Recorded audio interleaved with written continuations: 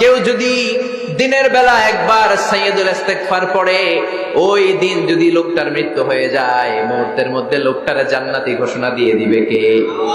রাত্রি বেলা যদি কেউ সাইয়্যিদুল ইস্তিগফার একবার পড়ে, ওই রাতে ইন্তেকাল হলে তার জীবনের সব গুনাহ মাফ করে দিয়ে ওই লোকটারেও জান্নাতি করে দিবে কে?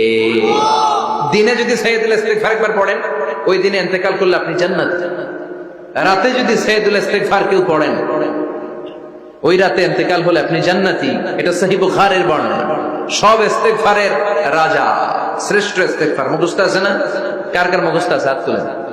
সাইয়্যিদুল ইস্তিগফার মুখস্থ আছে কার? মাশাআল্লাহ, তাবারাকাল্লাহ। এটা আপনাদের বাড়ির কাজ দিলাম।